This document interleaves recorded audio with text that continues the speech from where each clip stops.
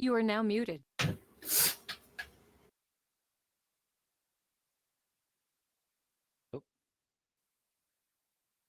All right, good afternoon, everybody. If afternoon's 11, I guess. Just logging in the computer beside me to monitor the chat.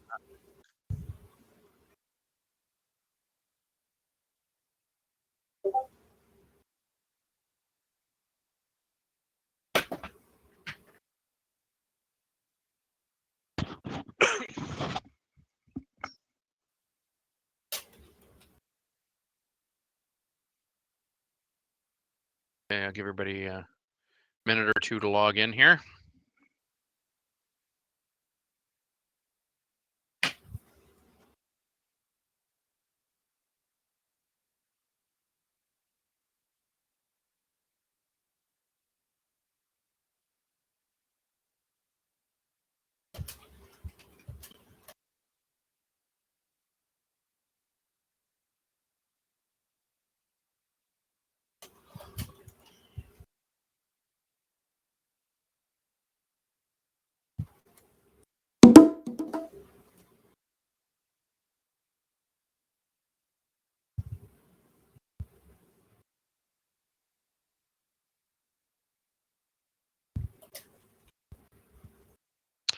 Okay, I see a question on here about missed exams. It's the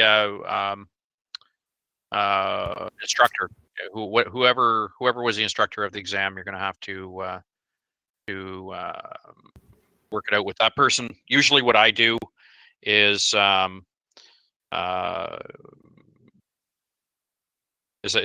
bring the student in here to BCIT and just get them to write a paper exam, and it's done sometime in the last week.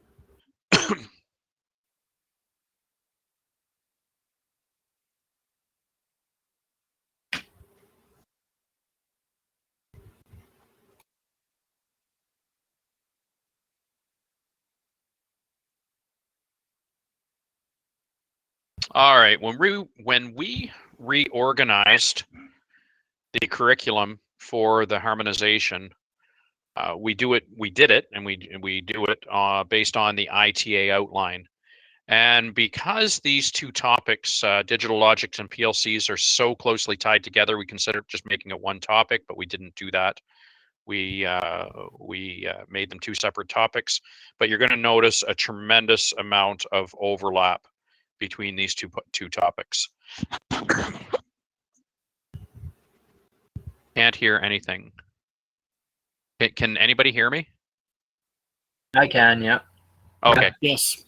Okay, perfect.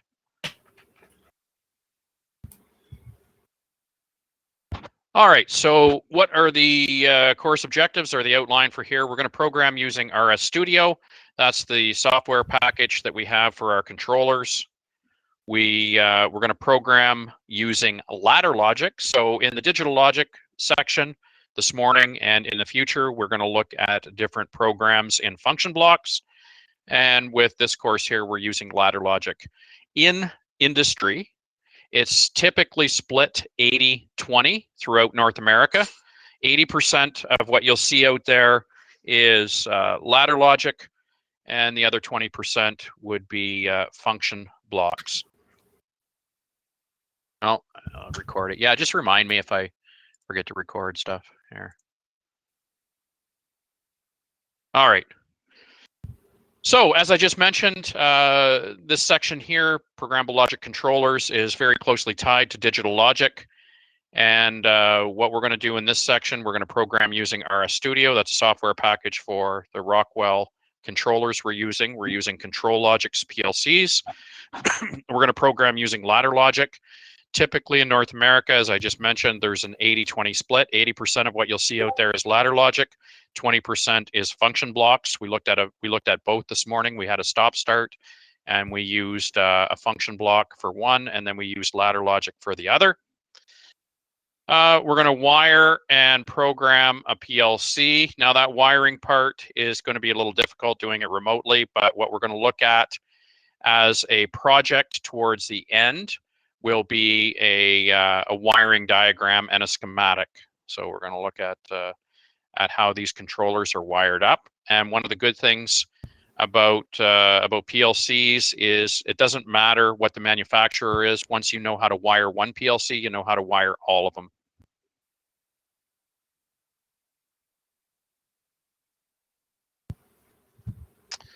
We're going to describe and implement logic circuits. As I mentioned just a second ago, these two topics are tightly knit together, and we're going to be using the terminology from digital logic to describe PLC circuits here, and or NAND, nor, not, that sort of thing. Describe and identify PLC hardware. We're going to look and see what these controllers are made up of. Describe discrete devices. So as I mentioned this morning, if somebody asks you to define discrete, what would be a good definition for discrete or digital? Any ideas? You can type in the chat there. 2 words is all you need. Okay, discrete or digital could be defined as on or off. There's no in between. Yeah. Whereas analog is an infinite amount of points between 2 values. So for example, an analog value might be 0 to 10 volts, and you can have anything in between, or 0 to 20 milliamps, or 4 to 20 milliamps. Describe a master control relay. What is a master control relay? What's its purpose and how do you wire it? We're going to look at that. That's going to be part of your project. Wire control circuits from a print. Well, we're going to actually just create prints. We're not going to wire anything because we're working remotely, obviously. Describe and utilize PLC instructions such as timers, counters, latches, and one-shots. Those are the instruction sets we're going to look at in this section.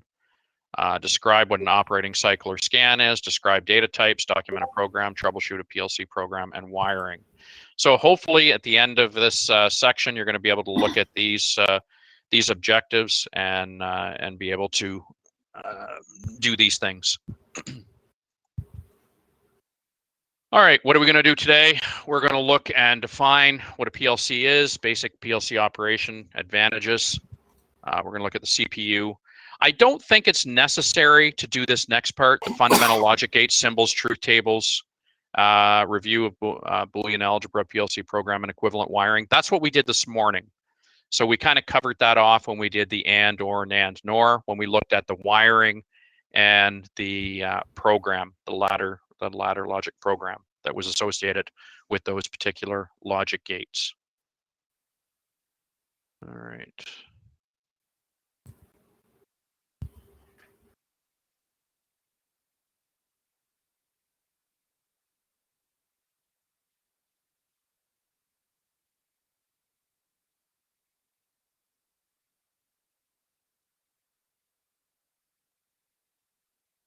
All right.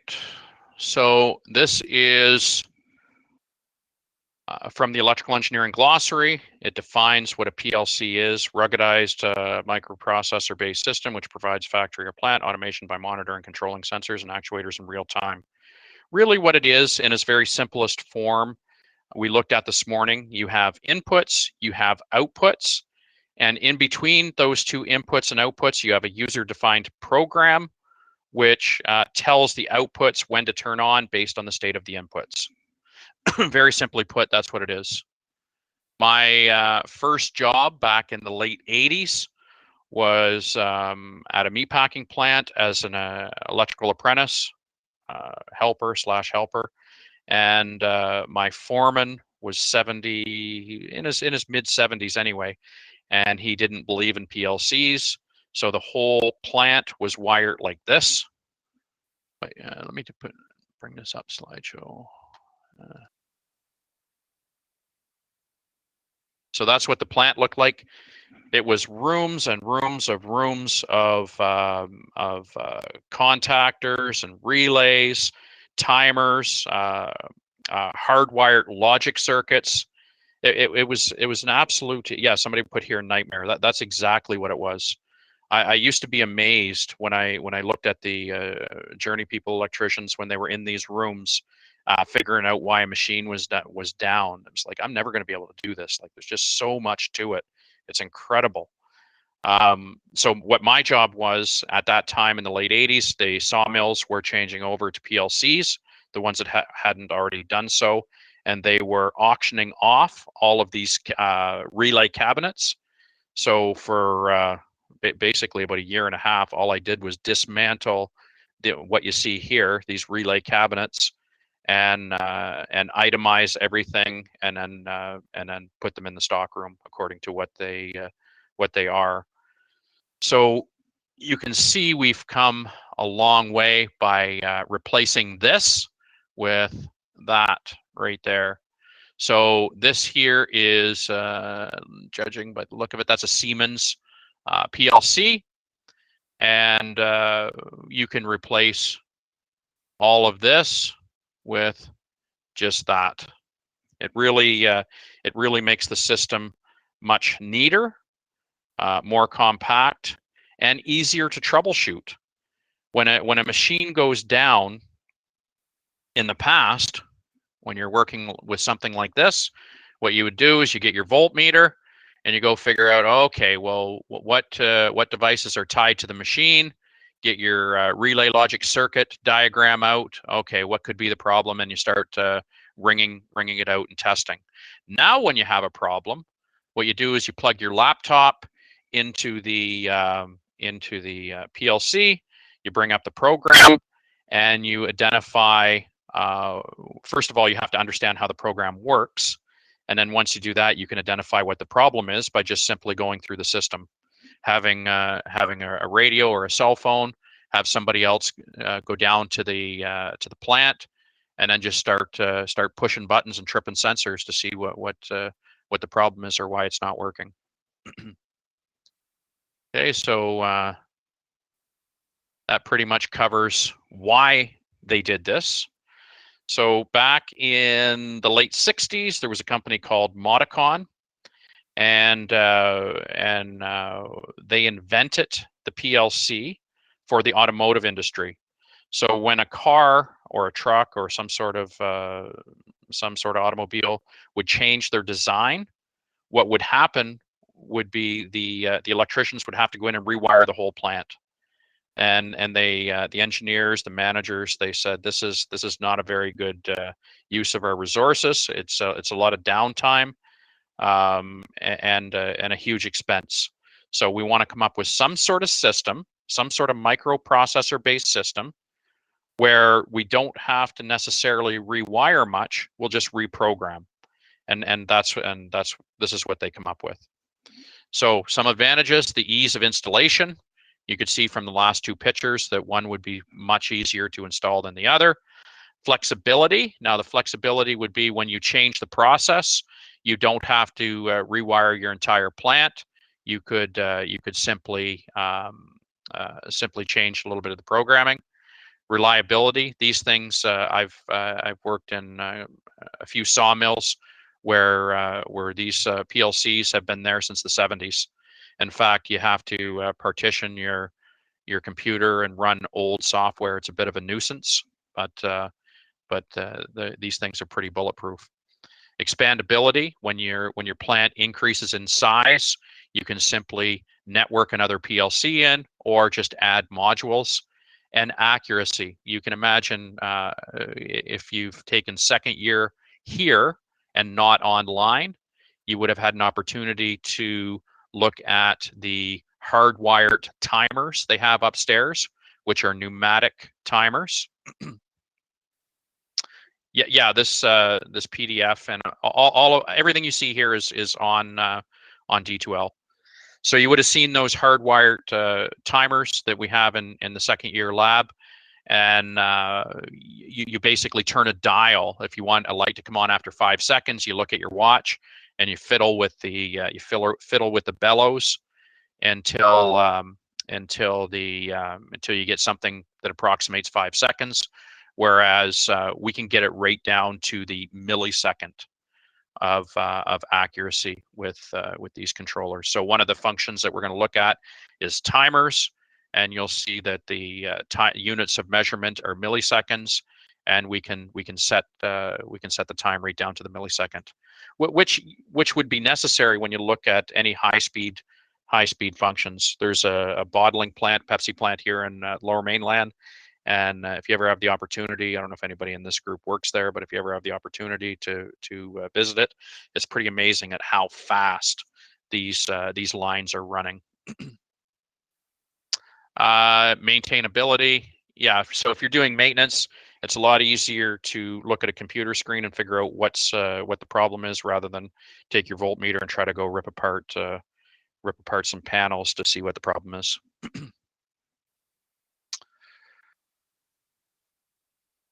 Okay, so where would you see these? Now, what I should have thrown in here, houses.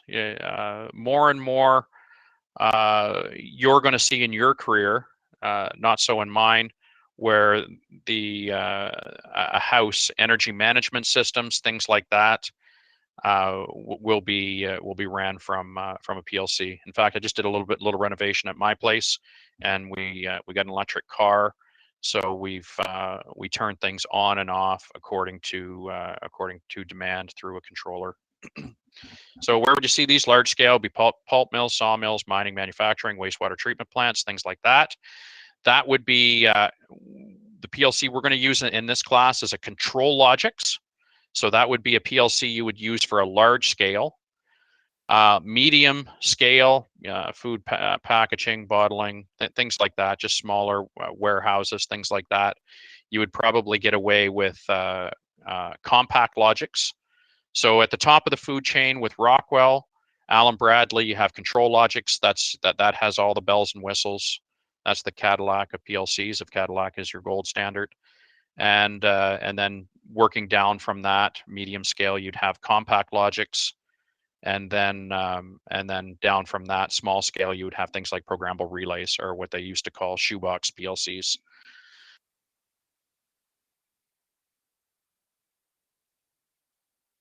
Okay, so this is what they look like. As I mentioned before, this is an old picture.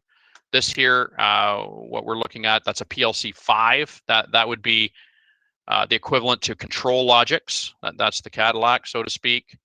Then the Mini would be compact logics. This here is a Slick 500, which is an older version of what the compact logics is now. And then you have your micro, which is referred to as your shoebox or your programmable relay. So what I have in my house are programmable relays. They're about, I think they're about, I want to say $300. They're not that expensive. The software is free, and the ones I have Ethernet ports. So if I wanted to add stuff, I could quite easily. And I don't know why I find myself doing this, but I tend to renovate a lot and change things around. So it's a lot easier if everything's wired to a central controller. I don't have to reroute everything, because all my switches are run down to inputs, and all my plugs and things like that, and lights are run to outputs. So I just have to move things around a little bit and then reprogram to do a renovation.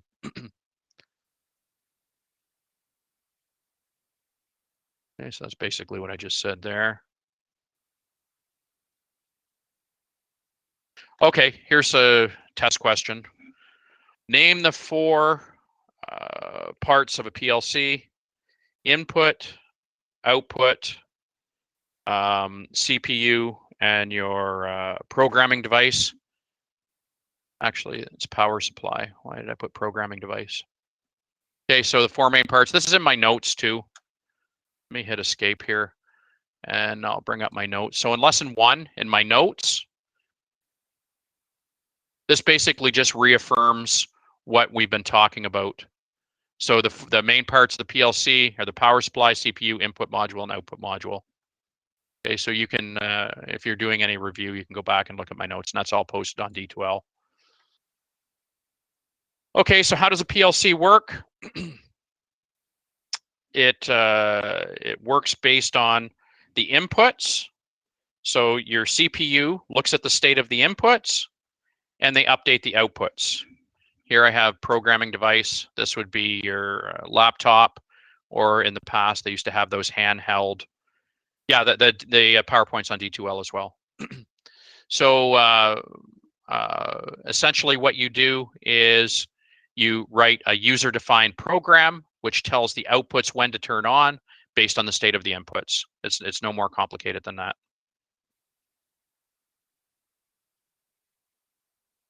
This would be what a flow chart would look like, how this works. You take some sort of measurement or look at the state of buttons. You do some computations, and then you activate some outputs to control machines and processes. As I said earlier, this is one of the test questions. What are the four main parts of the PLC? They are the CPU, power supply, input module, and output module. With the programmable relay we looked at this morning, that was all one unit.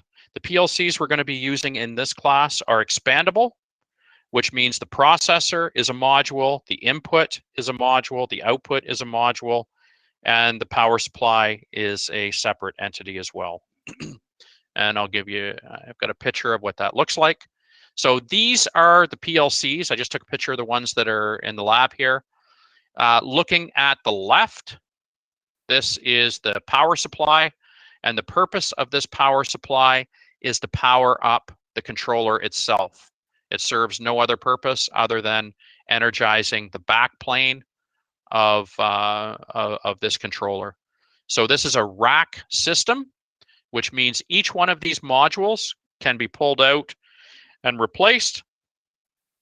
It's also called hot swappable, which means you can pull these modules out while the system is running. Now you'll see here Logix 5571. This is your processor. So you have your power supply on the left. Next to your power supply, you have your processor. Next to your processor, you have your relay. Next to output, relay output, and then you have your input. So with these four modules alone, that's considered a PLC. If you're missing any one of those four, then you don't have a controller. It's meaningless what this thing would be able to do. You'll notice here 142, 232, 195, 100. That is what's called the IP address. There are communication ports on this controller. Now we can't, it's not in this picture, but a couple modules to the right of this analog module here, there's an Ethernet module. And that's how we communicate with this PLC. So when we're in the lab, yeah, Internet protocol, yeah. So when we're in the lab, I'm going to give you an IP address, and you're going to VPN in. So you're gonna tunnel into our lab and use our controllers based on the IP address that are assigned to each one. So anything that communicates with Ethernet will have what's called a MAC address. And that's a machine address, and it's unique to every device. So if you think of every device in the world that communicates with Ethernet, they all have a unique MAC address. Once you have that MAC address, then you can go in and you can assign an IP address. And the IP address is based on the factory you work at. So we have a bunch of addresses that are assigned to us, and it just so happens that 142, 232, 195, 100, that's one of the addresses. So what I'll do is I'll show you what I'm talking about here. Okay, so this is our software, RS Studio 5000.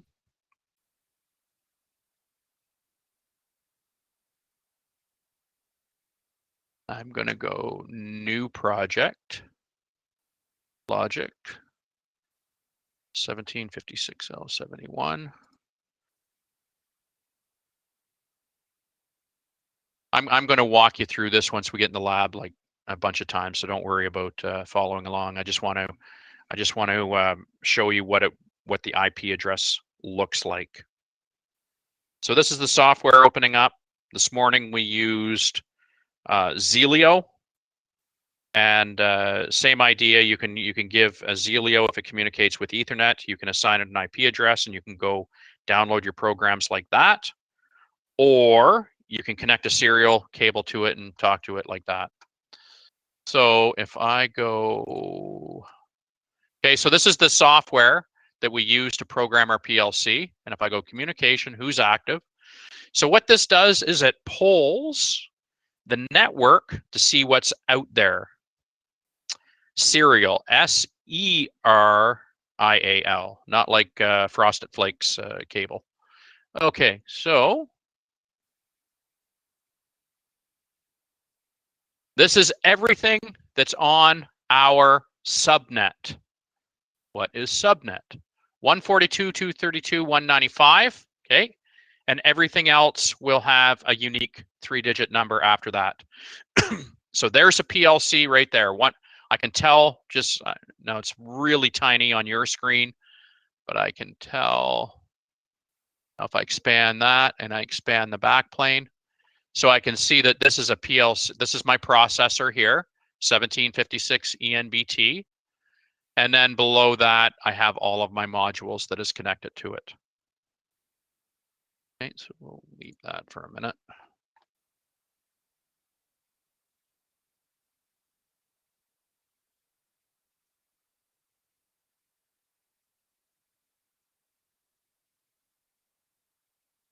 All right, so what I was just looking at there was, I think that was this PLC right here, 142.232.195.100. All right, so let's take apart the controller. This is the processor. This is the brains of the controller. It's what makes all of the decisions. It stores the information. Like this morning when we looked at, when I said registers, what's in the register, all of that memory would be in this CPU. It makes the decisions, and it also houses the user-defined program. So this is the processor, known as the processor CPU. Power supply. So if I were to open up that cover, this is what I would see. I bring, this looks like AC, line 1, line 2. I power that up. Once I provide power to that, then I would see these modules light up once I supply the power. Then we have our input modules and our output modules. All right. Inputs can be discrete or analog. For the purpose of this course, we're going to concentrate primarily on discrete devices. Things like push buttons would be an example of a discrete input. You're either pushing it or you're not. The contacts are either closed or they're open. Outputs can be discrete or analog. And same idea, we're going to concentrate primarily on discrete outputs. The coil is energized, the motor is either running or it's not. The light is either on or it's not. So an example of an analog input might be something like a proximity sensor. An example of an analog output could be a valve. So the valve could be open or it could be closed or it could be anywhere in between. Discrete inputs and outputs are simply on or off, true or false. Typical analog signals are 0 to 10 volts, 0 to 20, 4 to 20. Which one of those analog signals, if you've already done automated controls, this one should be easy. So which one of those signals would be preferable and why? So you got typical analog signals. Okay, I see 4 to 20. That's the right answer. So to start with, which do you think would be better, voltage or current, and why? Which would be better, voltage or current, and why? Current would be better, yes, because reasons. Any idea why current is better? Okay, no live zero. Now that's why 4 to 20 is better than 0 to 20. But why would 0 to 20 be better? 0 to 20 milliamps be better than 0 to 10 volts? Think of it this way. If I have my controller, which is mounted in the electrical room, and I bring a cable out to a device. Let's say that device is a proximity sensor. Yeah, you just answered it there. I was going to give a very long-winded explanation, but the idea is this: voltage drop.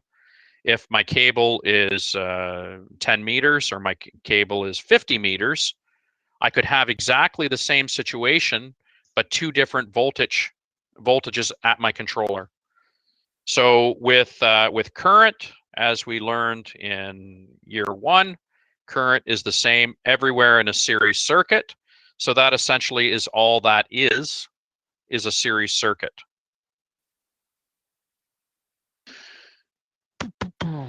Okay. If we open up the input this is the output module. If we open up the output module, this is what we see. And let me in here and get a better look. Okay, so if I'm looking at terminal 14 and 13, this is how we wire it. 14, terminal 14, is a common point. And 13, that would be wired to your device. So what do we have between, like inside this module, what is between 14 and 13? Any ideas? This is my output module. I've got terminal 14, terminal 13, and that says L16, out 6, NO. So what is in between those 2 points? Nope, not the CPU. Not the CPU. The CPU, there we go. That's what's between those 2 points. It's a normally open contact. Okay, how do I know that? Well, it says right here, NO, normally open. So the idea here is 14 and 13 is a normally open set of contacts. So if I want a light to come on, I wire voltage to terminal 14. And terminal 13, I wire to the light. Other side of the light, I wire to the common or neutral. And what closes those contacts? So it's a normally open contact. What will cause those contacts to close? Magic. Yeah, kind of. CPU. Yes. Yeah, in a sense, the CPU, right? You're going to write a program that says, if this is happening, close those contacts. And we looked at that this morning with our motor control circuit, and we said if the stop button is not pressed, and if the start button or the sealing contact are true, which means if the start button is pressed or the sealing contact is closed, then close that set of contacts associated with the output. So this morning we used the example of output 4. That would be terminal 10 and 9. So I would wire, if I want to turn on a light, I would wire, and assuming the light's 120 volts, I wire 120 volts to the terminal 10. Terminal 9 gets wired to my light. Other side of the light gets wired to the neutral. So an output module, this one here has, I think I have 16 outputs. Think.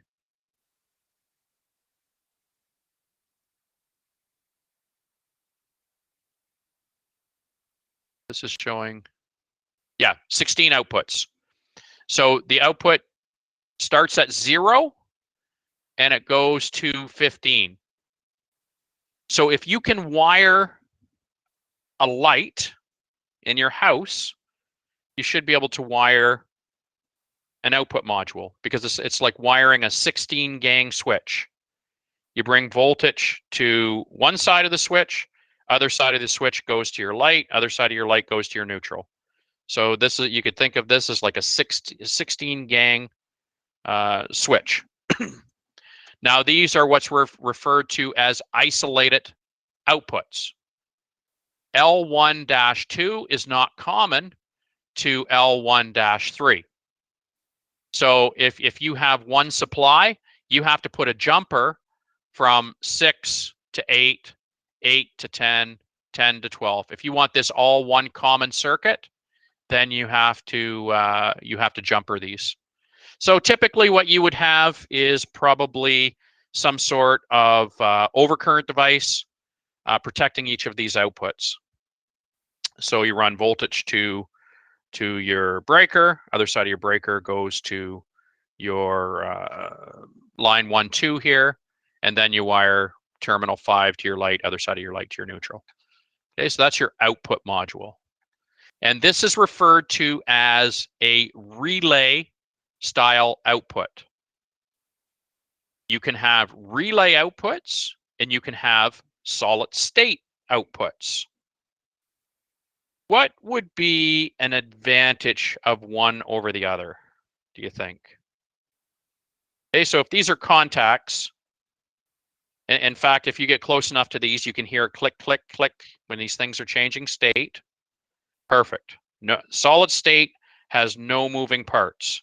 So if you had, let's say you had a flashing yellow light, and that thing just flashes yellow all the time, every day, all day, you probably don't want to connect it to a relay output module, because you're going to be replacing those. These have a lifetime. In fact, when you get the data sheet, it'll tell you that these have whatever it is, 150,000 switches or something. Before you can depend on this thing opening and closing however many times before you might have to replace it. Solid state. So under the category of solid state, you would have triac and transistor. Triac and transistor. Triac and transistor. Which one of those two outputs, triac or transistor, would care about polarity? So I have two types of solid state output modules. I have transistor and I have triac. Which one would care about polarity? Okay, so when we did third year, what is a triac? What is a triac? Does anybody remember? Transistor. Transistor is the right answer, but let's figure out why. I remember burning one out in the lab. Yes. Okay, so a triac is a bidirectional device, which means you could use an AC output. That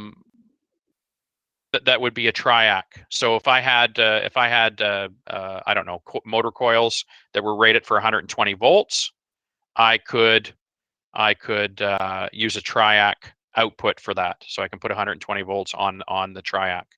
I cannot, however, put 120 volts AC on a transistor, because a transistor is polarity sensitive. So if you remember back, I think it was second year where you looked at bipolar junction transistors, NPN, PNP. So it depends on what type of transistor you have to what type of polarity you want to connect to it, which is going to lead us to our next topic here. Triac is 2 diodes. Yeah, exactly. Yeah, and then you just have to have a gate to turn it on. Okay, so keep that in mind when we're going to talk about sourcing and syncing in a few minutes. Just keep that in mind. That's what we're referring to.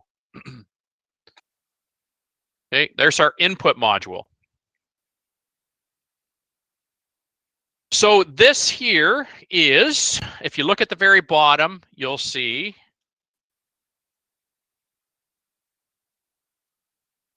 (1756). That's the series of PLC we have. 1756. That's control logics. You would only know that by looking it up on a data sheet. 1756 is control logics. And then we see IB16. So that's the part number for this particular module. And you'll see 10V to 31.2V DC input. So this is a 24 volt input module. But what this is telling us is we're going to see logic level 1 in our register if at that input you see anywhere between 10 and 31.2 volts.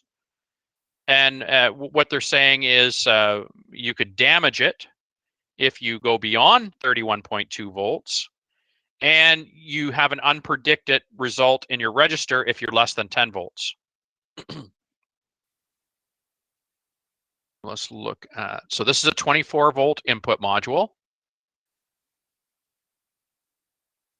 Now we see GND here, ground. It's not like a ground like you would think about it when you center tap a transformer. Then you actually drive a ground rod in, and you're grounding a central point with the actual earth ground. This is not that type of ground. It could be. You could ground the chassis to an earth ground. In fact, sometimes that's what you want. But this ground that they're talking about here is either the positive or the negative of the supply. So it's 24 volts DC. Now, did it say if this one was sourcing or sinking? Okay, it doesn't. You'd have to actually look at the data sheet to know if this is sourcing or sinking. Now, what this means is the polarity you tie to ground. So this part here you might want to mark down. I have it in the notes, but it's a pretty important point, and it is this. If the reference is negative, so I'm going to tie ground 0 to the negative of my supply,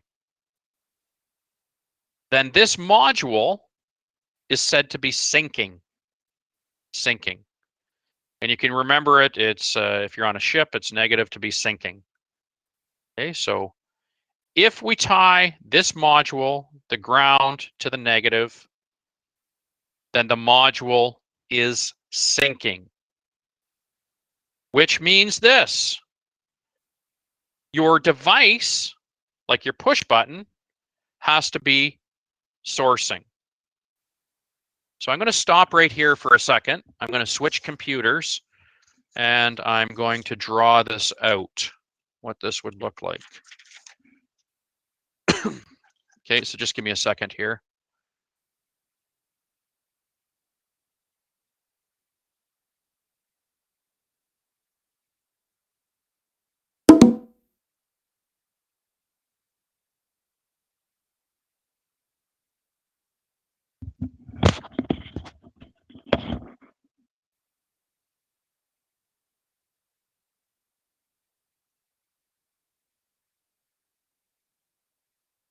All right, can somebody verify that they can hear me? Okay, perfect. Okay, so let's take a look.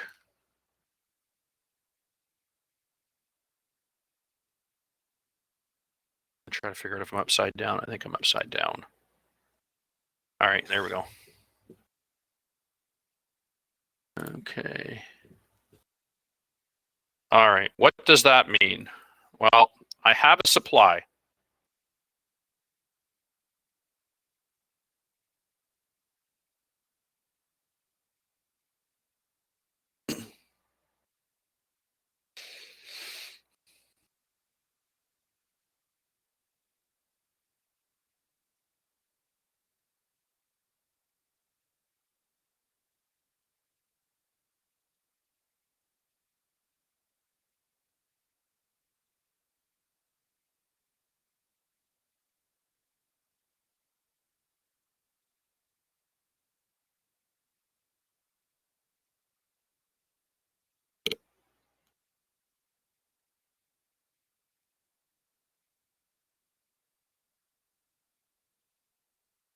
You are now unmuted. You are now muted.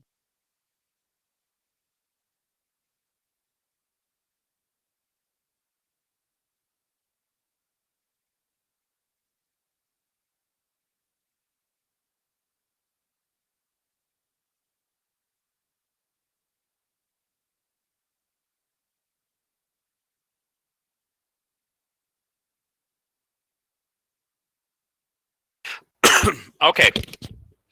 So what I have here is 120 volt light. It's an AC, expecting to see an AC source. Sorry, Clarence. We can't see anything. I don't know if you're trying to. This is my output module. No, I mean your screen is blank. Up here, I have a DC input module. Now this module can be sourcing or sinking, depending on how you wire it. So the idea is I'm going to have a normally open push button. And when I push that button, I want that light to come on. Hey, Clarence, can you hear us? Can you toggle your video source, please? We don't see anything.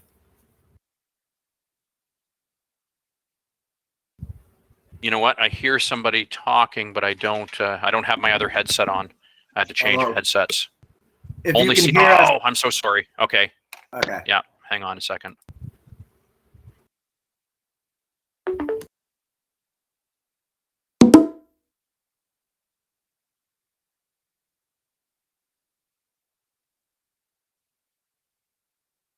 Yay!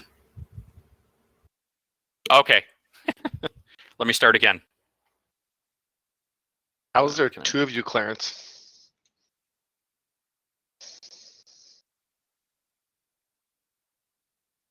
Okay.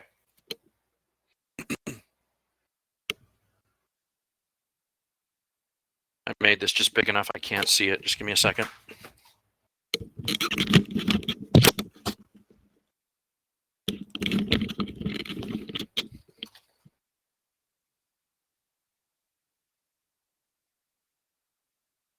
Okay.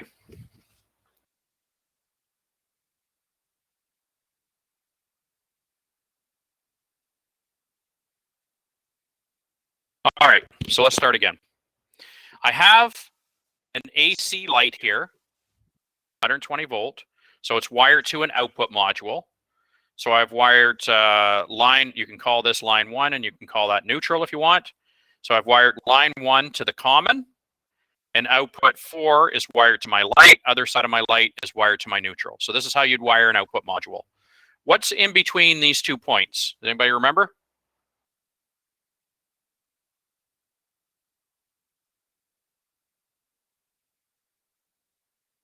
Oh, can I hide the, yeah, you know what? I can hide that. There we go. Yes, normally open set of contacts. So between these 2 points, I have a normally open set of contacts. Yes, that's what's inside that relay output module. All right, now I'm going to wire this module syncing. If I wire this module syncing, that means I take the negative from the supply and I wire it to the reference. Okay. And then I take the positive of the supply and I wire it to my device. So this is said to be source, and this module is said to be syncing. So the negative is wired to the supply. And in between here, anybody know what's there? Stuff. Okay. Don't worry about it. You're completing the circuit is what you're doing. So when I push this button, I've got a path through here. And the important part is this. I have a register somewhere which housing a 0 or a 1. So I push this button, and when I push this button, this 0 goes to a 1. When I let my finger off the button, then I have a 0. Okay. Well, how do I relate this to this? How do I relate that to that? Any ideas? This is where somebody's going to type something in here, hopefully. How do I relate this input to this output. When I push this button, does this light come on? Programming. Yes, that's how. Okay, so I'm going to write a program that looks like this.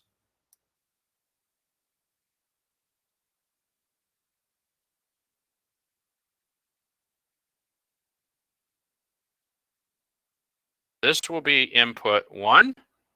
This will be output 4.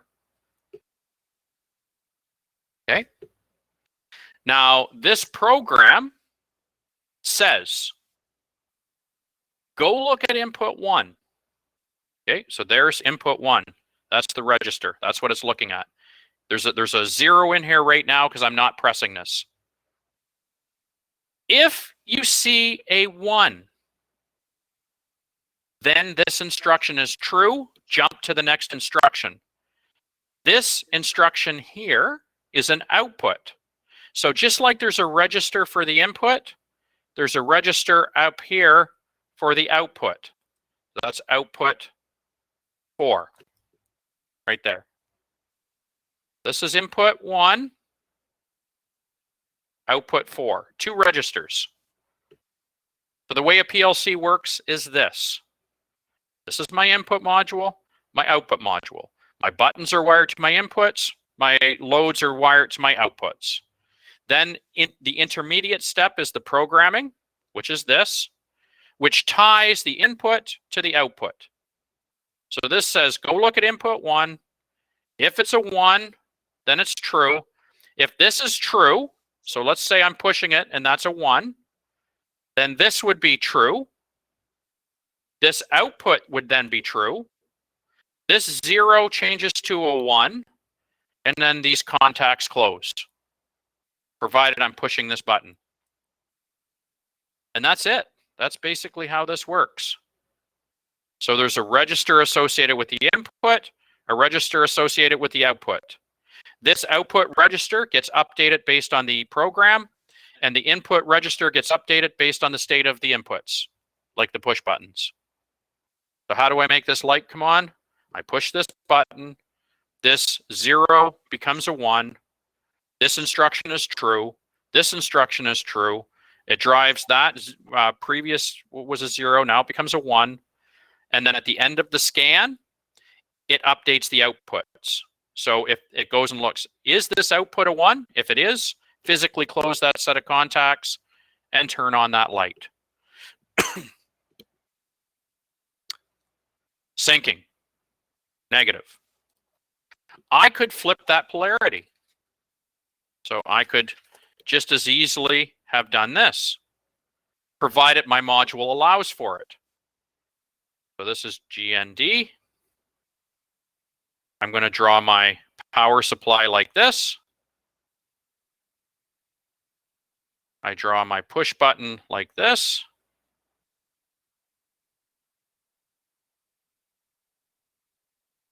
Okay. There's a register that's a 0. Okay, now this. So U-R, C, and G. So that's sourcing. This is syncing. Okay, so on your data sheet, it might say this, source/sync on your data sheet, which means you can wire it however you want.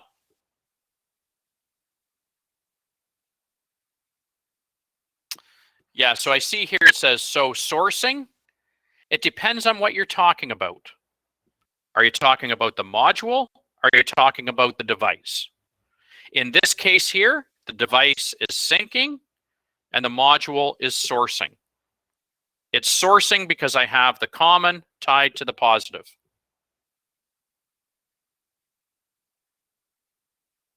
What's the benefit of doing it one way or another? If you have a push button, there's no benefit. It doesn't matter. If you have a photo eye or a proximity switch or any type of active device, so an active device means you have to power it up for it to work. This is a push button. You don't power this push button up. You just push it and it works. But if you had this, like let's say this is input 7, and you had something like this.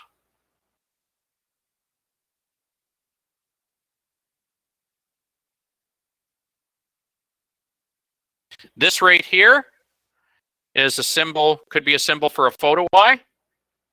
And what that means is you have to power this up separately for it to function properly. This is not just a simple set of contacts. It's actually a transistor inside. And it's polarity sensitive. So to bias this, to forward bias this transistor, you have to have it wired up in such a way that it depends on the polarity, depending on if there's NPN or PNP transistors in there. So here's the long and the short of it. If you are working at a plant and you have to replace a photo eye, you go to the tool crib and you or the stock room and you try to replace it with what you have. But let's say you don't have the same make or model of the photo eye, and you have to call a wholesaler and you need a replacement photo eye. What they're going to ask you is this: do you want a sourcing or syncing photo eye? There's been lots of times that these things have been installed. It doesn't work because they replaced a sourcing photo eye and wired it syncing, or conversely the other way. So you have to make sure that you wire this thing properly and you observe whether it's sourcing or syncing. So for, in this case here, the push button, no advantage, no disadvantage. It doesn't matter how you wire it. It doesn't care about polarity. But with this photo eye, it does care about the polarity, and you have to make sure you wire it accordingly. So is this photo eye here? Actually, let me give you an example. Okay, so this would be, let me say we do this.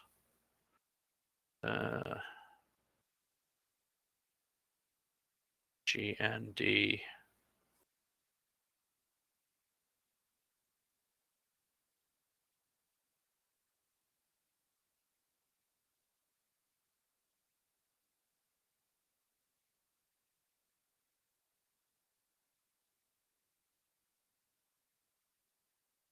Okay, do you tell the wholesaler you want a syncing photo eye, or do you want a sourcing photo eye? What type of photo eye do you tell the wholesaler you want?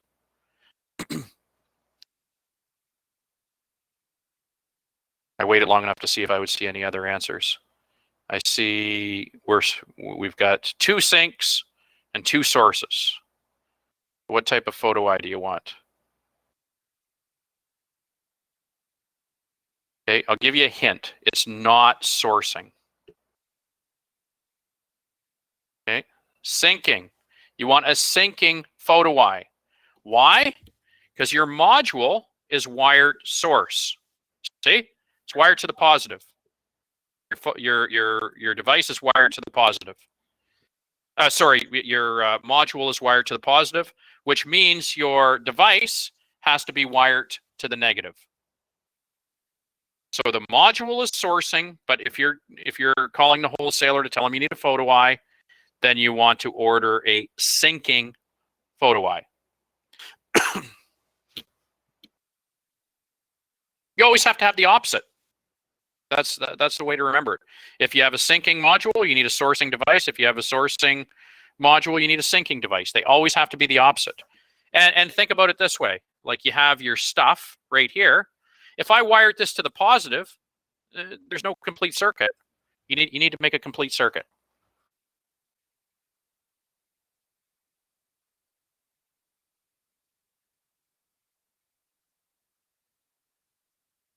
It's hard to tell about the difference between sarcasm and really understanding something.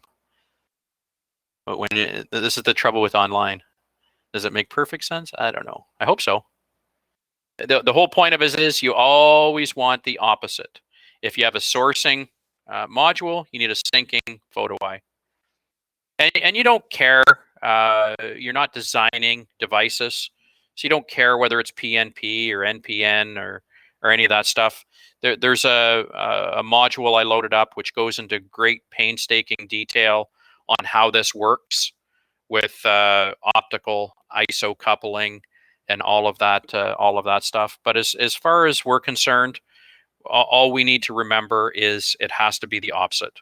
If we have a sourcing module, we need a syncing device. If we have a syncing module, we need a sourcing device. And it's because it's polarity sensitive. That's why. Okay.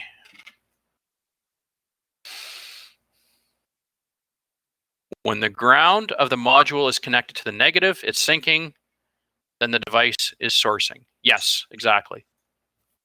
You're exactly right.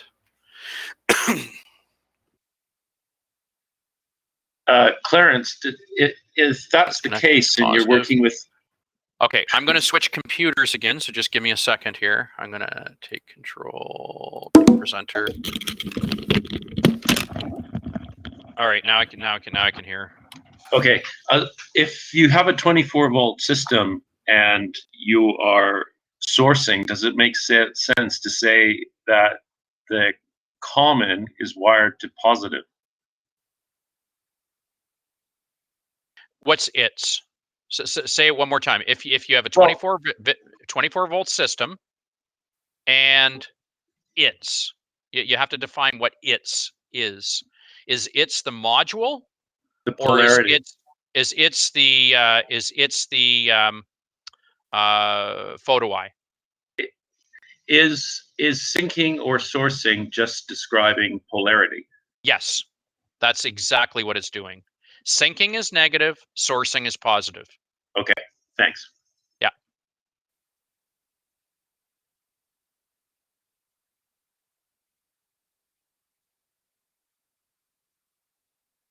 Polarity of a specific device. Exactly. Yeah.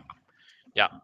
Push buttons don't care about polarity, but photo eyes and proximity switches do care about polarity. All right. So that's just what we looked at here. We had the ground wired to, we looked at two circumstances. One was the positive, the other was the negative. But this defines whether the module is sourcing or syncing.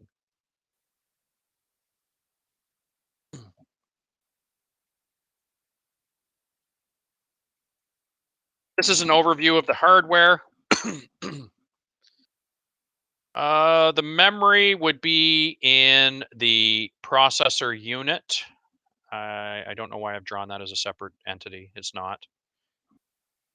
So you've got the processor, which is, and the memory is part of that. And then you have the power supply. It's a separate unit. Input module, output module. So once again, power supply, processor. Oh, this is actually an output module. If I look at the top here, it says relay output module, input module. These four things make up our PLC.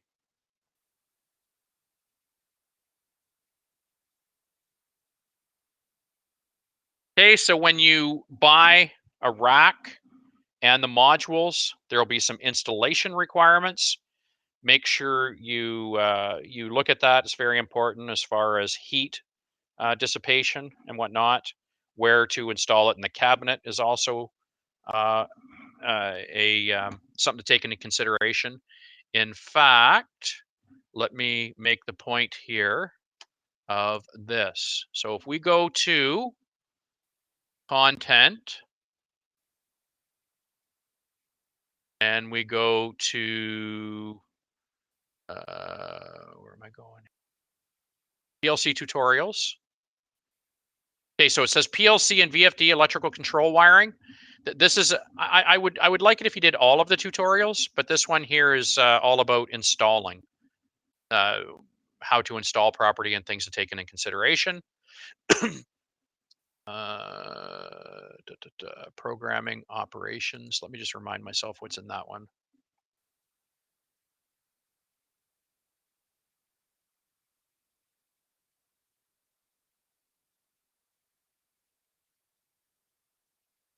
Yeah, that's all good stuff. You can go through that.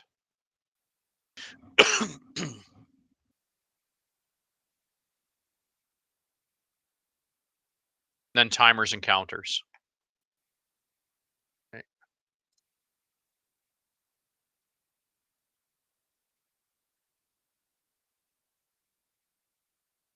All right. This is a schematic. Oh, this is just what we looked at a second ago. These are some typical inputs. So here we have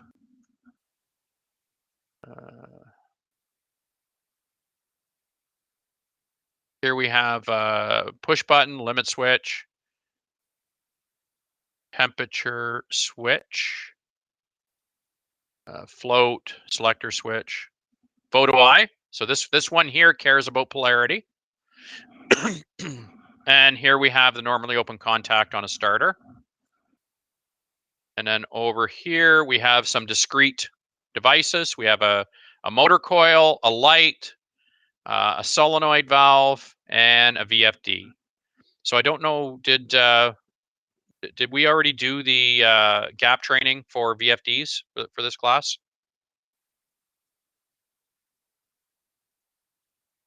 Not yet. Okay. Anyway, if you've done the harmonized section, you've looked at VFDs. VFDs have logic inputs, and those logic inputs would be wired to the outputs of a PLC.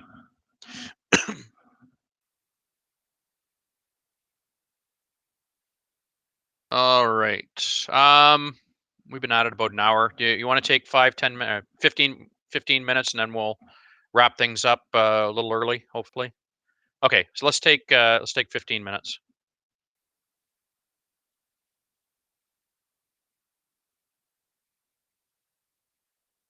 Yeah, I'll release the PowerPoint. Yeah, I'm not sure how late this will go. It should be before 2 for sure.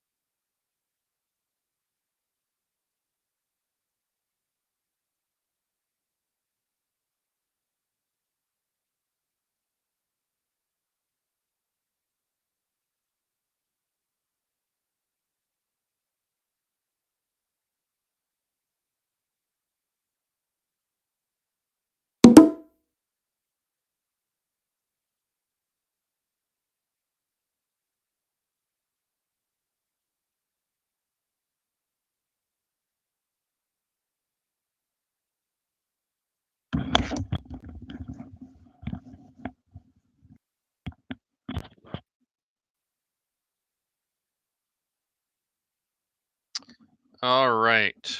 I think that's about 15 minutes.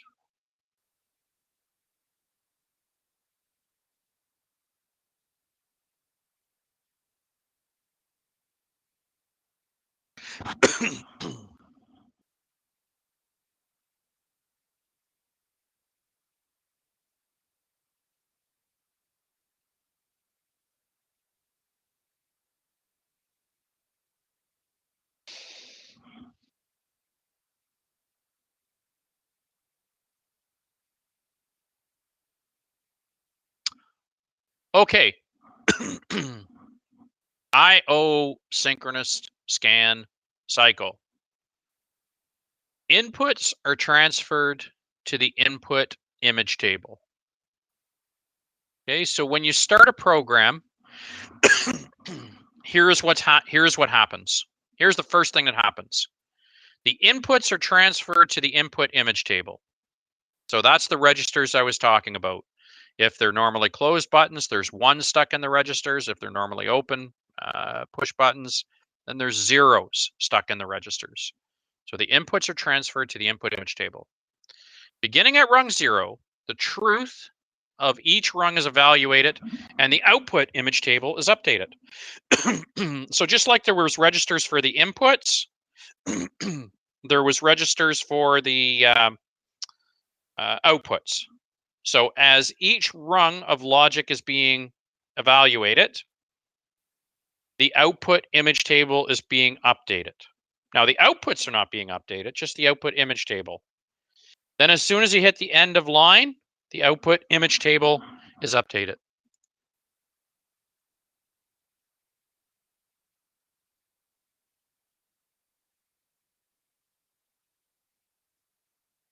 Losing my voice there. Okay. So that's a scan. That's a synchronous scan. Inputs are read into registers, programs execute it, outputs are updated.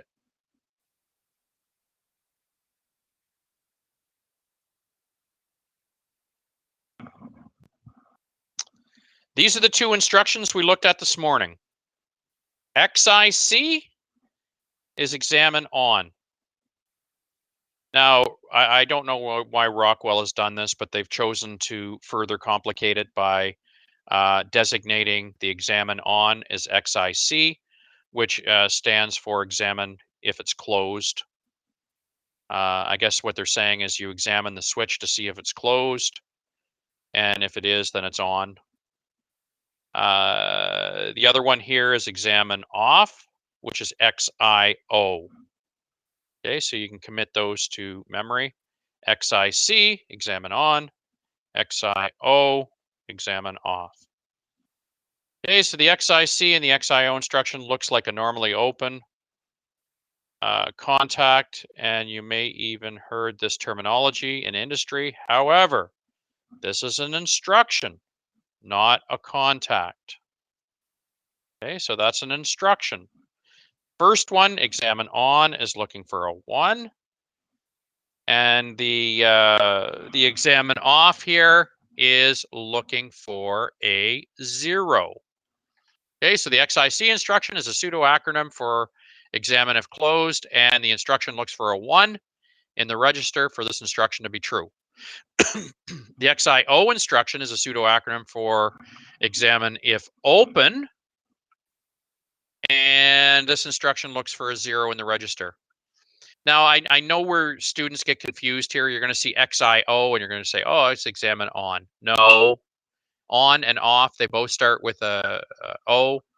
The XIO is examine if open or examine off.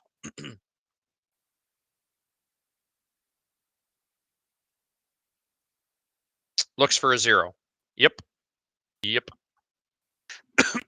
If it's a 0, it's true. The examine on looks for a 1. If it sees a 1, it's true. If looking at a real input, then voltage will place a 1 in the register, and no voltage will place a 0 in the register. Okay, let's look at an example.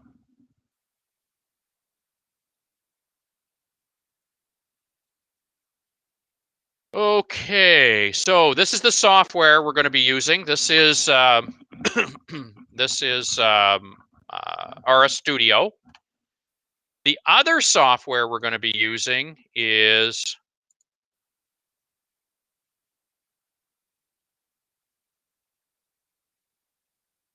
Factory IO.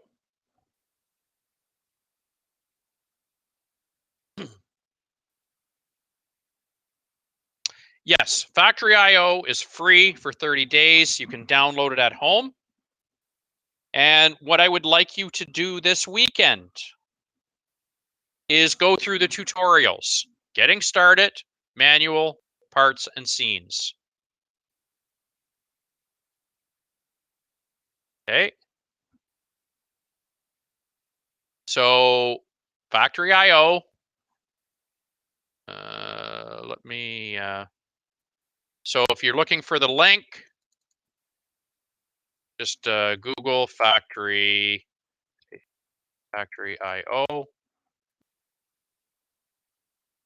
Factory IO, it's the first thing that comes up.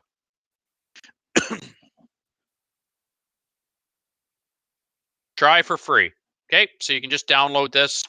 Once you've downloaded, the only purpose of downloading it this weekend is to do the tutorials. So I'm going to give you the Coles Notes version right here.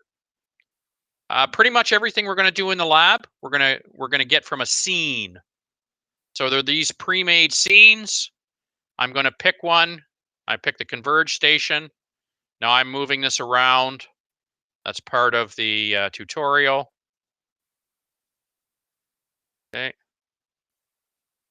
So I have a console. On that console, I have some buttons. Stop, start. What's that say? I think that says reset. Okay.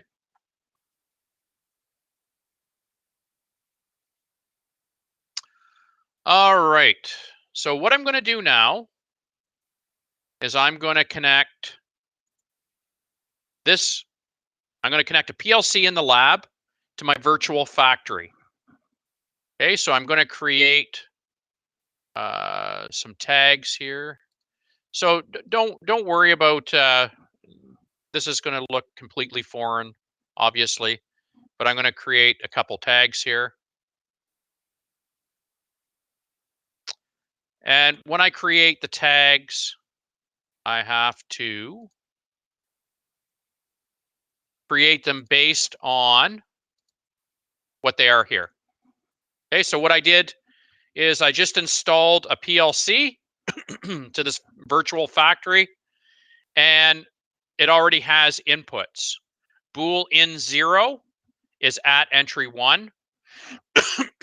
My start button is bool in 5. My stop button is bool in 7. Man. My start light is bool out 11. So I can see I have a start button, bool in 5. That's the tag name. I have a start light, bool out 11. So when I go back and I look at my factory, this is my start button right there. And that green light associated is my start light. When I go back to drivers. So what I'm going to do is I'm going to have my start push button turn on my stop light. So when I go back, this push, but when I push this button, I want this light to come on. All right. Now I got to go back to my PLC program. I've already forgotten what they're called. So I need bool in 5, bool out 13. Actually, I'm just going to write that down. 13 and 5. Okay. So I'm going to create some tags. Edit tags. Bool in 5. I'm going to make that a bool. That's going to be my start button.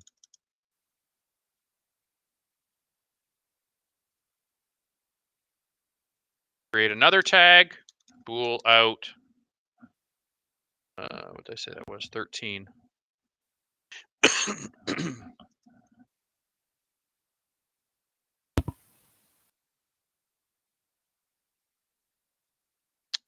Okay.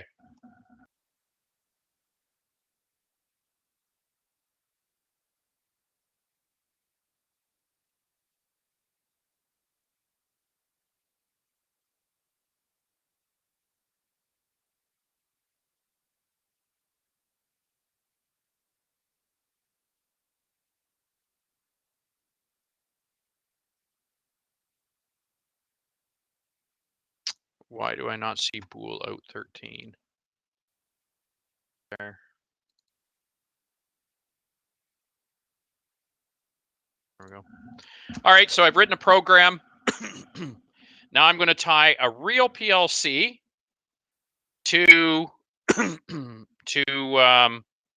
my virtual factory. Okay, so I created a program, start button, stop light. I'm going to communication, who's active. I'm going to download it to a PLC. Oops. Back here.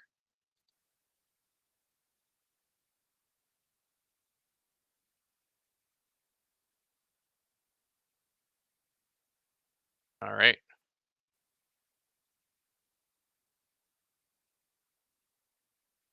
So I'm going to download this to 142, 232, 195, 100. That's the PLC I'm going to download it to. Download.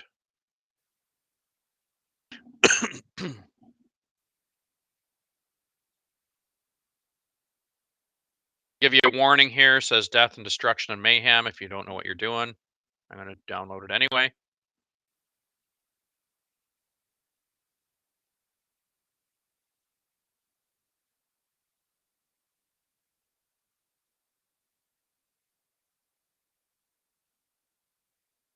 All right, so now I have a running program.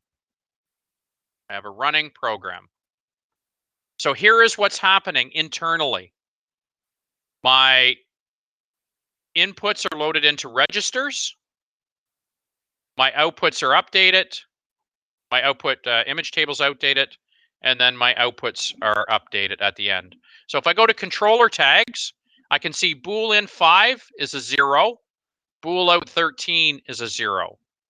So now I'm going to go connect this to my virtual factory. So I'm going to go factory IO, configuration.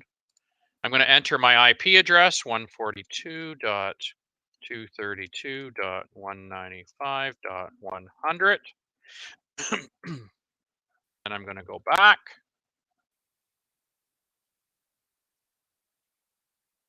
I'm going to hit connect. All right. I know it's communicating because I can see the start button, bool in 5, is highlighted. Bool out 13 is highlighted. So I know that these two things are talking to each other, my virtual factory. So when I go to here and I run it, I should be able to see, I push the start button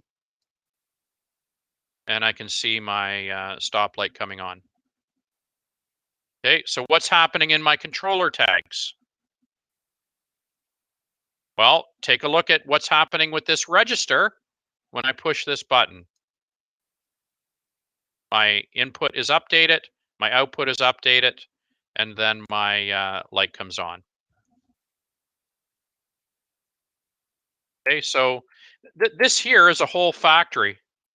I can make these things do whatever I want them to do. What is that? Actuators. That is, okay, that's conveyor 2 right there. So maybe what I'll do is I'll go back here and when I push the button, I'll make this conveyor 2. So what is that? Conveyor 2 is, conveyor 1 is there. Conveyor 2. Oh, conveyor 2 is bool out 5. Bool out 5. So if I go back to my program and I'm going to go offline. Oh, shoot.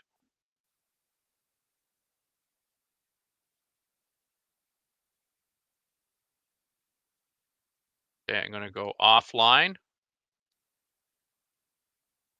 I'm going to create a tag, call it bool out 5. Bool out 5. Make it a data type bool, and that'll be conveyor convey 2. Brain's a mess. I can't even know how to spell conveyor. Convey 2. A bool is a data type, which is 1 bit. So there's only 2 possibilities for 1 bit, a 0 or a 1. All right, so now I'm going to change that to bool out 5. I'm going to re-download this.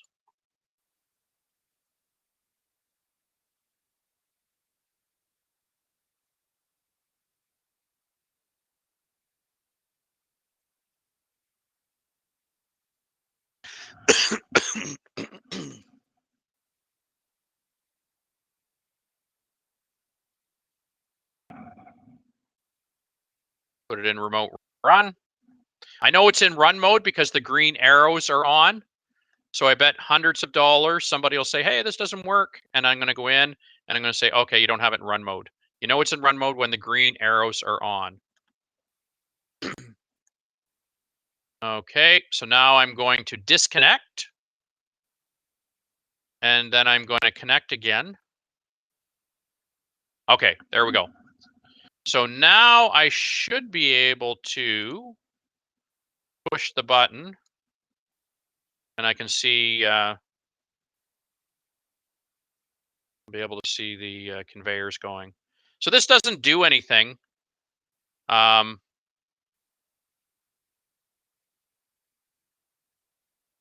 like it because it's kind of realistic because you'll get a mess happening here if you want to create one.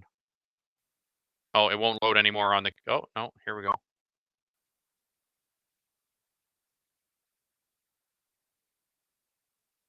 Should start dumping them all over the floor.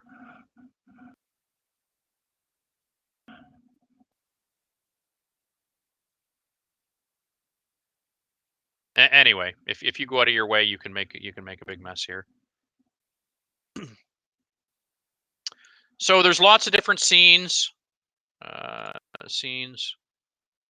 You can get ones that are more complicated.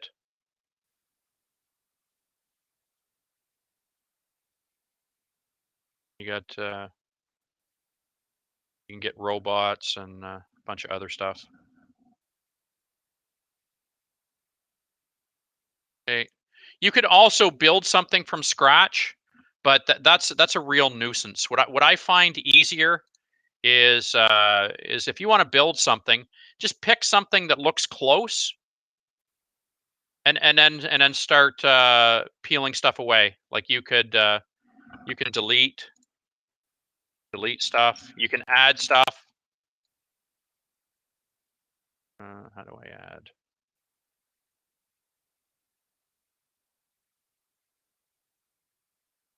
Oh, maybe am I in edit mode? Yeah, there we go. You can add more conveyors. You can add buttons. You can do a bunch of stuff.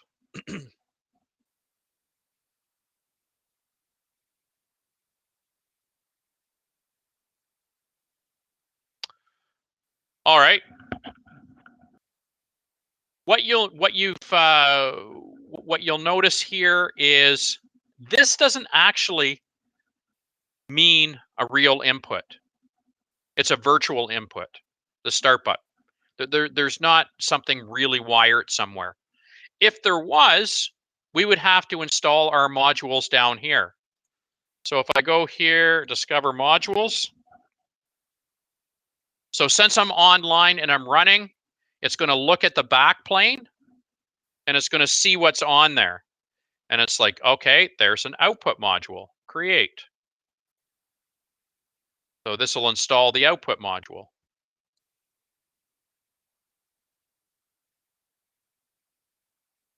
This will install the, what is this? This is an input module.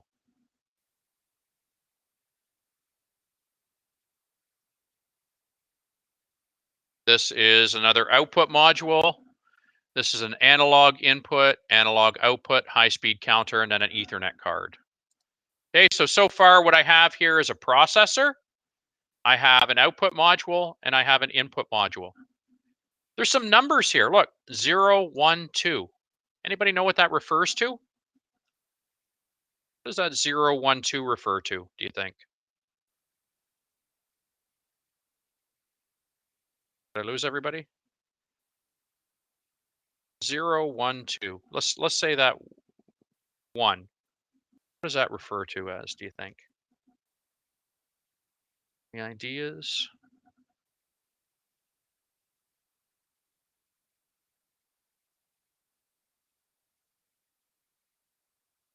Okay, there's what the PLC looks like. Any idea what the 0, 1, 2 might refer to? Yes. Module 1. Yep, that's what. So this is 0. That's in slot 0. This is 1. That's in slot 1. And this is 2. This is in slot 2. Okay, so that's 0, 1, 2. All right.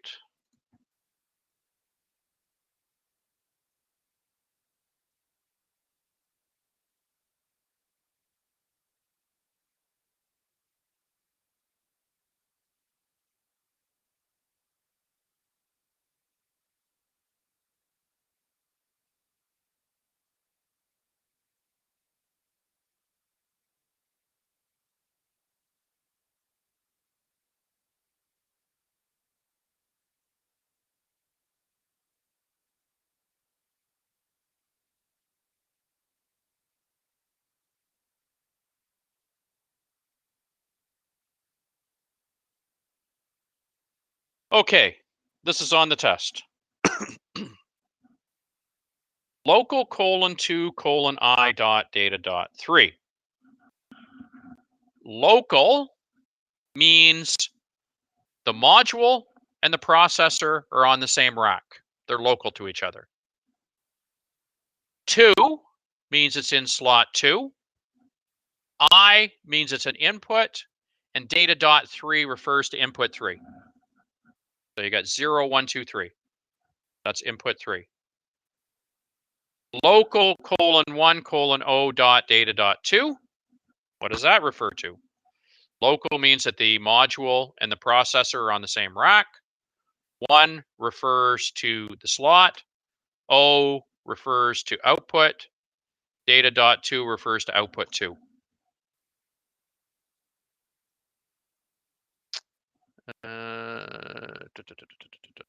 So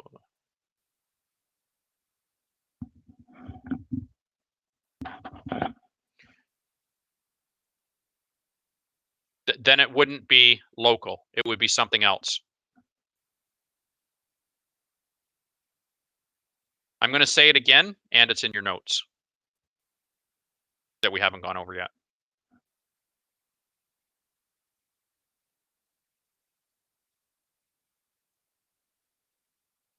All right.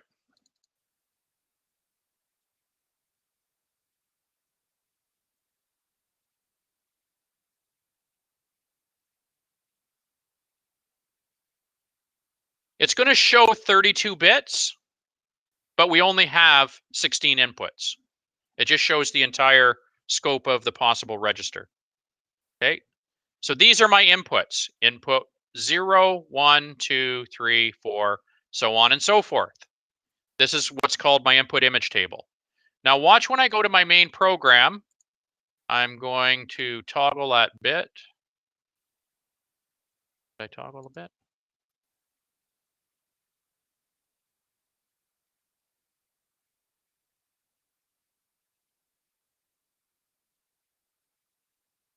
How come it's not toggling? Toggle bit.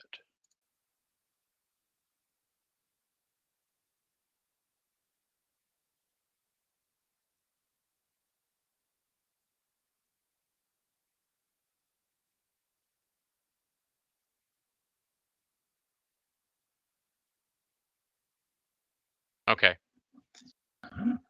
All right. So when I go back to my input image table, I can see that there is a 1 in input 3 right there.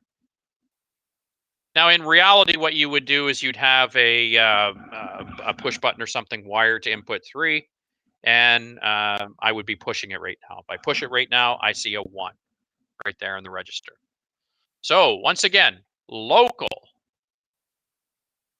So my processor right there and my input right there are on the same rack.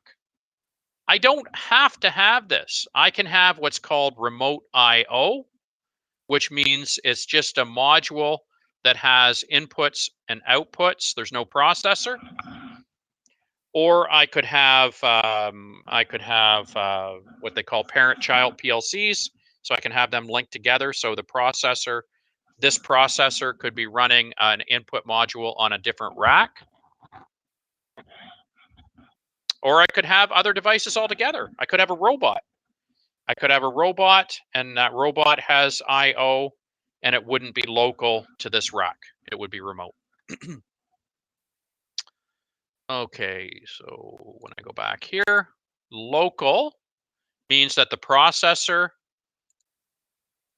and the, in this case, input module are on the same rack. What's 2 mean? Any idea? Was anybody listening? Yes, slot. Slot 2. Perfect. Yeah. So 2 refers to the slot. What's I mean? Input. There you go. Data dot 3. Input 3. There you go. Perfect. Okay, then same idea here. Local, processor, and output are on the same rack. 1 is the slot, O is output, and then you're looking at output 2. I don't know how much more I want to get into today. Would people be disappointed if we didn't cover any more new material today? I'm waiting to see if there's going to be disappointment. Not at all. Nope. Okay. Feel like everyone's a little glazed over from all that. You know what? It's a lot of stuff, and I'm a little my brain's a little melted too for talking for 4 hours. So,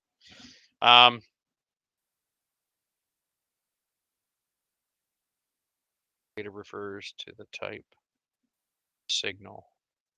Yes. Yeah.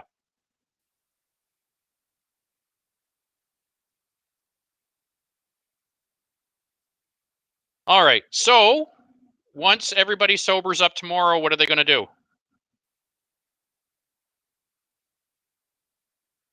Perfect. Tutorials. Yep, that's perfect. So try to come in Monday, having an idea about this. And one thing I'm going to say is, like nobody's twisting your arm to do this stuff. It's you know what? Most of us, not most of us.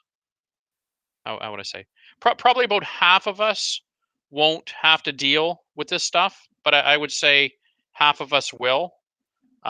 If this is not your thing, that's understandable. The trade is big enough that you can be a great electrician and not have to deal with this stuff. Um, it is part of the trade.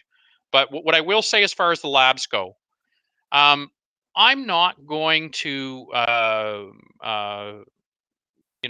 like high school take attendance where okay you're here, you get a mark, you're not here, you don't get a mark. I will say this: if you do the things I ask, I bet you'll get by. And unless you have a super amount of problems with computers, that's going to be an issue. But if you do the things I ask, I bet you'll get by. And one of the things I'm going to ask is that you honestly go through the labs, because that's where we break apart all of this stuff, and we do that. And the good thing about the labs I like is we're in a small group, 5, 6, 7 people. One person's explaining what's going on. The other people are helping out. But if you get to the point where it's like, you know what, I hate this, I'm not doing it, and that happens, then just don't even go into the lab, because when we break off into groups, we need to have everybody participating. I over the like doing this online, I've had a flurry. I always get a flurry of emails. Can you put me in a different group because nobody's participating? Nobody has a mic. Everybody has Macs. Nobody can do anything. So like I said, I'm not going to hold anything against you, but by not being there, if you want to get through this with the greatest amount of ease, you should be there, but you really need to participate in it, which means you need to have a mic. You don't need to, I guess. Like, you can talk through the comments, but it's so much more difficult. And I don't think mics are super expensive. I think you can go to Best Buy, and I think they're like $20 or something like that. I don't think they're super expensive. The one I got is pretty expensive, but that's because BCIT bought it. If I had to buy it myself, it probably would be $20.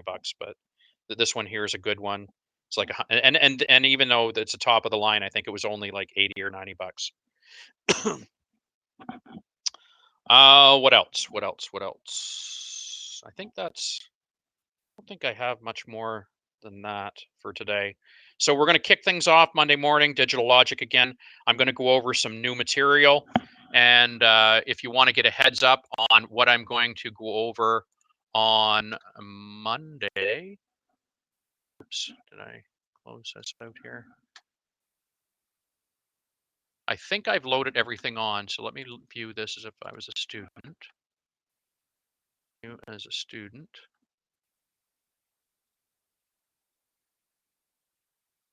The lab book, yeah, we're going to do no, we're not going to. There's in-class labs and there's virtual labs. You're going to do the virtual labs for PLCs, and then we're going to do the labs for digital logic. So there's 2 sections. Content. I think I've loaded everything on here in advance. So when I go to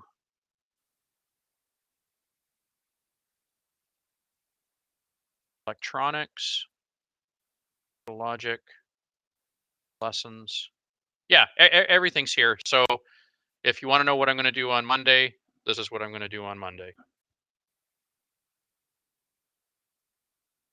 We're going to review binary coded decimal, combination circuits, developing a Boolean expression for logic gates. And, you know, the funny part is that this is my notes from like 15 years ago. And if you notice my notes right here, look remarkably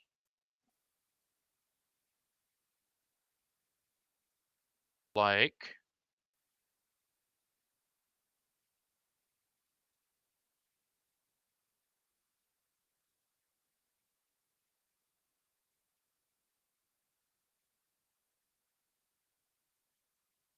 this module. One could probably even use the word plagiarized. Yes, digital logic hasn't changed in 100 years. So 15 years is still relevant. The only thing I'm going to do is I'm going to relate this to things you might do, like programmable relays. All right. Questions, concerns, sarcastic comments. Let her go. I could do without the sarcastic comments. I'm burnt out. But the questions or concerns, let her go.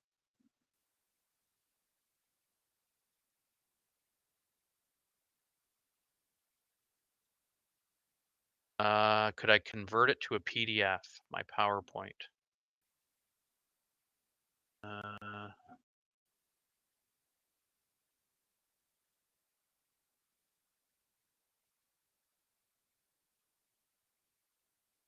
No, save as.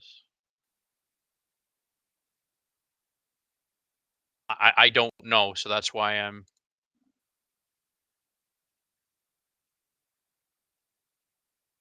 I guess I can do that.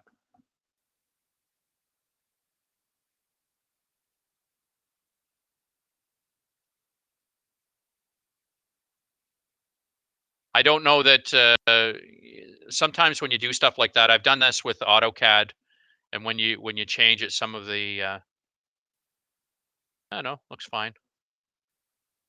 Okay, so that's a PDF. I'm going to close this.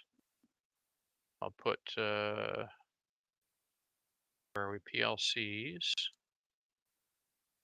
notes and PowerPoints, download.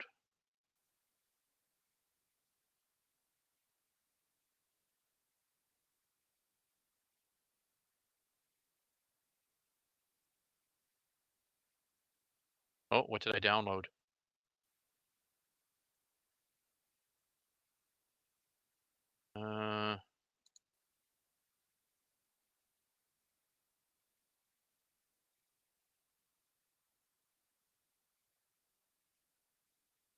Oh no, I want to upload. What am I thinking?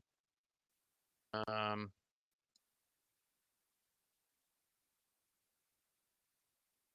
do I do? Oh, I can't because I'm viewing it as a student.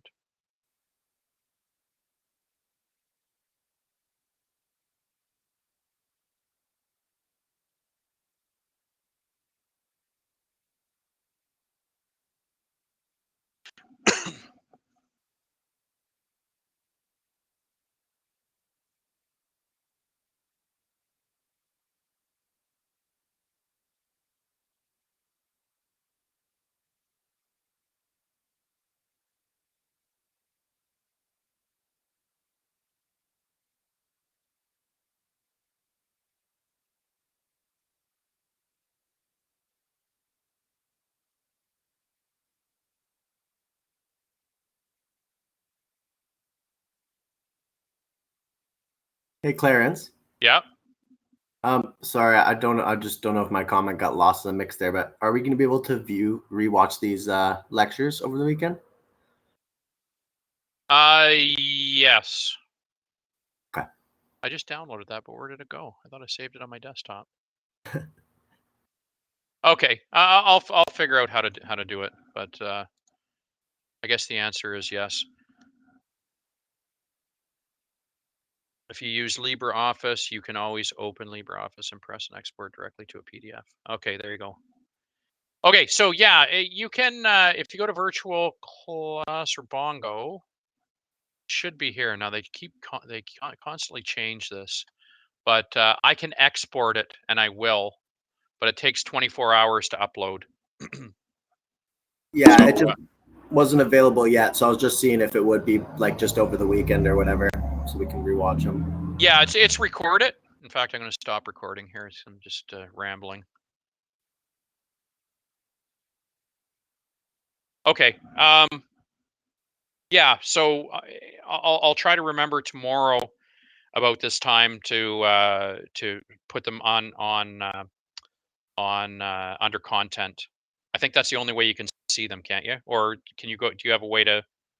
Can you see the recorded ones without me Pretty sure exporting if the you just go into Yeah. Mongo or Oh, okay. the Yeah, class thing that shows you it, right? You can just press play and then it'll start it up again. Oh yeah, right there, right there. Yeah. Yeah. Okay. Oh, I'm saying right there, but I'm not sharing my screen. Yeah. Yeah. Okay. Questions? I think you have lots to do over the weekend, so you should be good.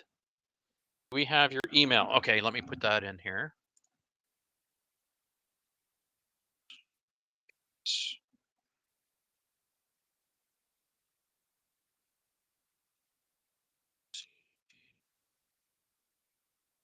Yeah, so I generally answer these regardless of whether it's a weekend or not. And but what I will say right now, I wouldn't go do the quizzes. The quizzes aren't going to help you right now. I don't think you have enough information to work on them. We've got 4 more lectures we need to do for digital logic. So we've only looked at basically a review of 3rd year, and then PLCs. We kind of just scratched the surface of it. So, but the information's there if you want to go look at it ahead of time. Once again, I'll share my screen here. So everything is already there for you. Who is the student? So you've got the tutorials, and then also my notes. My notes are there too. So essentially, all I do in the class is I open up my notes and I talk about the stuff. So there's your labs. Yeah, lesson 2.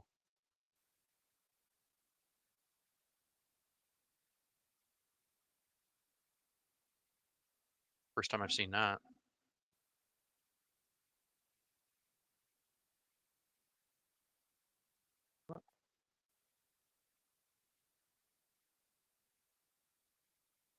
Yeah, so there's lesson 2.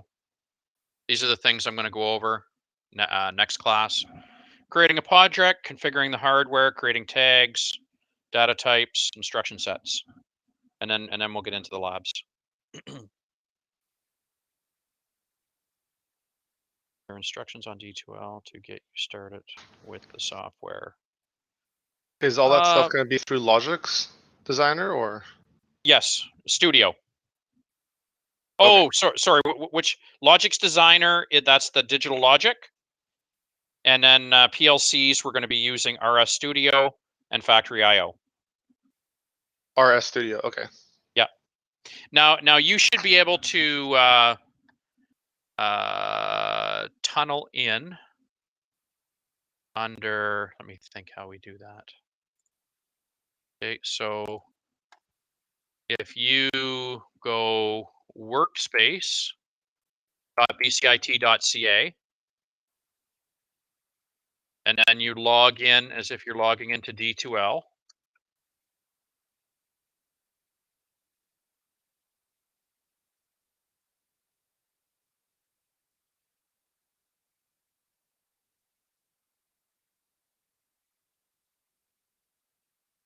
So I'm already I'm actually physically sitting in the lab, but if I was at home, I could do this. You can do this. Provided you have a PC. Like nothing seems to work nice on a Mac when it comes to this stuff.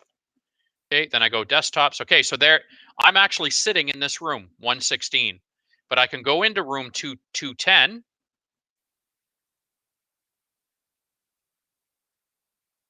Okay, perfect. I have heard success stories with the Macs, but I've heard more horror stories than success stories.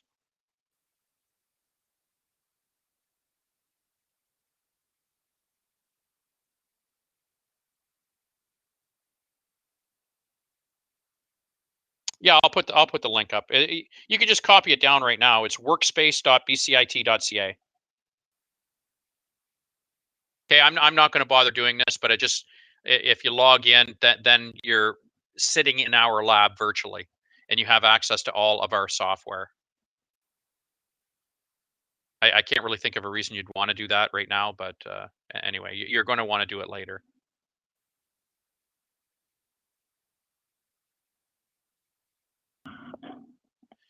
I think you can run virtual machine on a Mac, and then you can get a Windows operating system, and then it's not so bad. I think.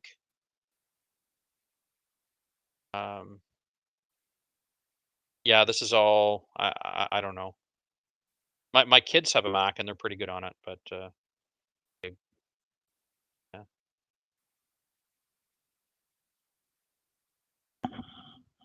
It's good for like Macs are really good for like if you want to put a cat's head on a person's body and stuff like that. That stuff seems to work pretty good. But if you want to do any work, I kind of recommend a PC. And unless you're really good with a Mac, I know, like I said, some people are really good at it.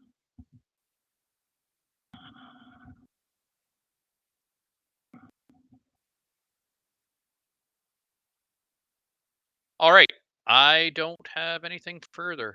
Does anybody have any questions, or is it Miller time?